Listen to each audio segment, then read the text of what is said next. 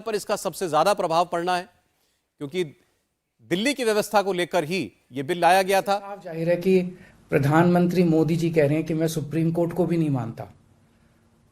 जिस देश के प्रधानमंत्री उस देश की सर्वोच्च अदालत को नहीं मानते, उस देश का क्या भविष्य हो सकता है। सीधे सीधे वो कह रहे हैं सुप्रीम कोर्ट जो मर्जी आदेश पास करे, अगर मुझे सुप्रीम कोर्ट का आदेश पसंद नहीं आया तो मैं उसके खिलाफ कानून बना के सुप्रीम कोर्ट के आदेश को पलट दूंगा। इतना अहंकार हो गया इन लोगों को। इन लोगों ने देखा कि दिल्ली में आम आदमी पार्टी को हराना बहुत मुश्किल है। पिछले 4 चुनाव सीधे सीधे 2013 में, 2015 में, 2020 में और उसके बाद एमसीडी का चुनाव, सीधे सीधे 4 चुनाव बीजेपी आम आदमी पार्टी से दिल्ली में हार गई। दिल्ली के अंदर 25 साल से ज्यादा हो गए अब बीजेपी की सरकार नहीं बनी है। 25 साल से इनको वनवास दिल्ली के लोगों ने दिया हुआ है।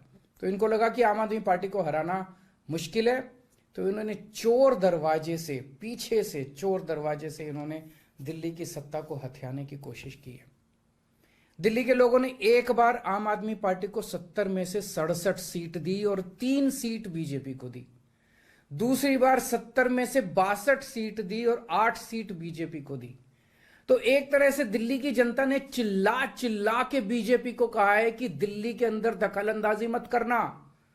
प्रधानमंत्री जी को साफ साफ शब्दों में दिल्ली के लोगों ने कहा, 7 सीट उनको नेशनल चुनाव में 7 सीट दी और दिल्ली के चुनाव में 3 सीट दी।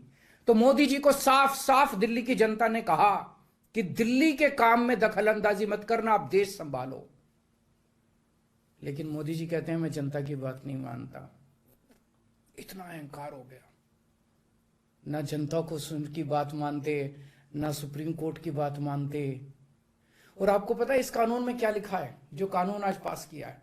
इस कानून में लिखा है कि दिल्ली के ऊपर से नीचे A category, B category, C category, D category, जितने दिल्ली सरकार के कर्मचारी हैं, उन सारे कर्मचारियों को के बारे में सारी पॉलिसी केंद्र सरकार बनाएगी। उनकी ट्रांसफर पॉलिसी, कौन अधिकारी, कौन चपरासी क्या काम करेगा, ये देश के प्रधानमंत्री बैठ के दिल्ली सरकार का कौन सा चपरासी क्या काम करेगा, कौन सा चपरासी फाइल उठाएगा, कौन सा चपरासी चाय पिलाएगा, कौन सा चपरासी खाना, ये काम रहेगा प्रधानमंत्री जी को।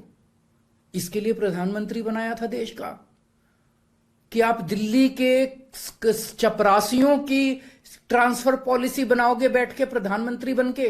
आप केंद्र चलाओ ना, आप दिल्ली के अंदर क्यों दखलंदाजी कर रहे हो? आपको क्या लगता है ऐसा क्यों कर रहे हैं? वो ऐसा इसलिए कर रहे हैं क्योंकि पिछले 7-8 साल में बिना किसी पावर के भी हम लोगों ने जो काम किए हैं, हमने इतने शानदार स्कूल बनाए, इतने शानदार अस्पताल बनाए, 24 घंटे बिजली कर दी, बिजली फ्री कर दी, पानी घर घर पहुंचा रहे हैं, सड़कें बनाई, इतने सारे काम हम लोगों ने कर दिए। इनसे वो काम नहीं हो रहे। 30-30 साल से गुजरात के अंदर इनकी सरकार है, बेड़ा गर्क है गुजरात का। हरियाणा के अंदर इनकी सरकार बनी, हरियाणा में बेड़ा गर्क है इनका। मणिपुर के अंदर बीजेपी की सरकार है, मणिपुर को जला दिया इन लोगों ने। इसलिए केजरीवाल के साथ कंपटीशन नहीं कर सकते, काम में कंपटीशन नहीं कर सकते, हमारे जैसे काम नहीं कर सकते, आम आदमी पार्टी के जैसे काम नहीं कर सकते। इसलिए केजरीवाल को काम करने से रोको, किसी भी तरह से केजरीवाल को काम करने से रोको, बस ये इनका मकसद है। मैं सुन रहा था अमित शाह जी को, वहां पे संसद में भाषण दे रहे थे, कहते हैं झगड़ते बहुत हैं ये लोग, झगड़ते बहुत हैं ये लोग। मैं स्कूल बनाता हूं, ये मेरे को स्कूल नहीं बना देते। फिर मैं जब इनसे कहता हूं मेरे को स्कूल बना देने दो, तो कहते झगड़ता बहुत है केजरीवाल। मैं मोहल्ला क्लिनिक बनाता हूं, मेरे मोहल्ला क्लिनिक तोड़वा दिए इन लोगों ने। फिर कहते हैं केजरीवाल झगड़ता बहुत है। मैं इनको कहता हूं मेरे को मोहल्ला क्लिनिक बनाने दो। मैं अस्पताल में दवाइयां फ्री करता हूं, कहते हैं दवाइयां फ्री क्यों करता है। मैं बिजली फ्री करता हूं, कहते हैं केजरीवाल फ्री भी दे रहा है, फ्री की रेवड़ियां दे रहा है, कहते हैं झगड़ते बहुत हैं। मैं जो भी करता हूं, चाहे झगड़ता हूं चाहे जो भी करता हूं, दिल्ली के लोगों को पसंद हूं। इसीलिए 3 बार 4-4 बार दिल्ली के लोगों ने मेरे को, जो भी कर रहा हूं ठीक ही कर रहा हूं, तभी 4-4 बार लोगों ने हमें वोट दिया। और होम मिनिस्टर अमित शाह जी क्या कहते हैं, मैंने सुना उनको संसद में, हमारे पास पावर है, संविधान ने हमें पावर दी है कानून पास करने की, हमारे पास पावर है, हमें सुप्रीम कोर्ट ने पावर दिया है ये कानून पास करने की। अरे आपको पावर दी है जनता की सेवा करने की, जनता के ऊपर अत्याचार करने के लिए पावर नहीं दी है आपको। इतना घमंड मत कीजिए अमित शाह जी। आपको पावर दी गई है ताकि आप विकास करें देश का। आपको पावर दी गई है ताकि आप देश के लोगों को शक्तिशाली बनाएं। आपको पावर इसलिए नहीं दी गई है कि आप देश के लोगों को लाचार बना दें और उनके वोट का अधिकार छीन लें। ये जो आप पावर पावर पावर पावर कर रहे हो, ये पावर आपको जनता की सेवा करने के लिए दी गई है। मैंने देखा है अमित शाह जी पिछले चुनाव में आप घर घर जाके दिल्ली के अंदर पर्चे बांट रहे थे। एक एक घर में जाके आप पर्चे बांट रहे थे। दिल्ली के लोगों ने आपको नकार दिया। अब आप दिल्ली के लोगों को तमाचा मारने आ गए। केजरीवाल से नफरत करते करते इस नफरत में इतने अंधे हो गए कि आपने दिल्ली के लोगों के ऊपर अत्याचार करना चालू कर दिया।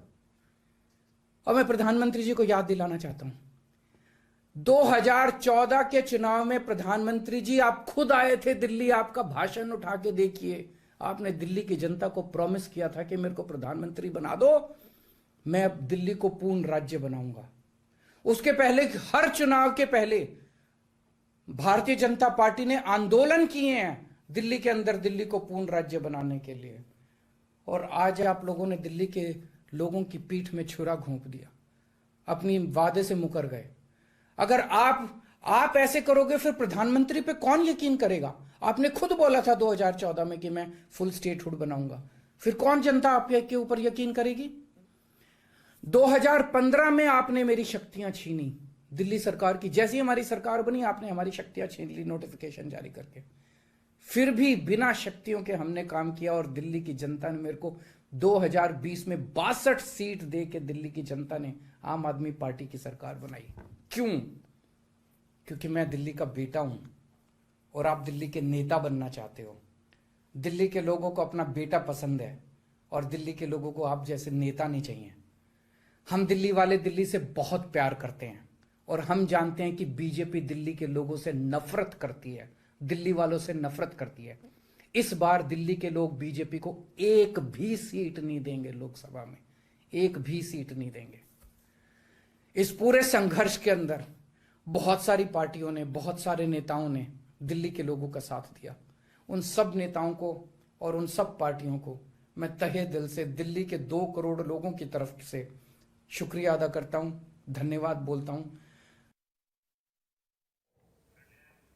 अरविंद केजरीवाल, आपने देखा अरविंद केजरीवाल बड़े गुस्से में थे और अरविंद केजरीवाल सीधे प्रधानमंत्री से मुखातिब थे। गृहमंत्री का नाम वो ले रहे थे, कहा कि सारे अधिकार ले लिए उनकी सारी शक्तियां जो है बीजेपी ने छीन ली हैं, सुप्रीम कोर्ट की अवमानना की है। अब दिल्ली में एक चपरासी भी क्या काम करेगा ये भी केंद्र की सरकार तय करेगी।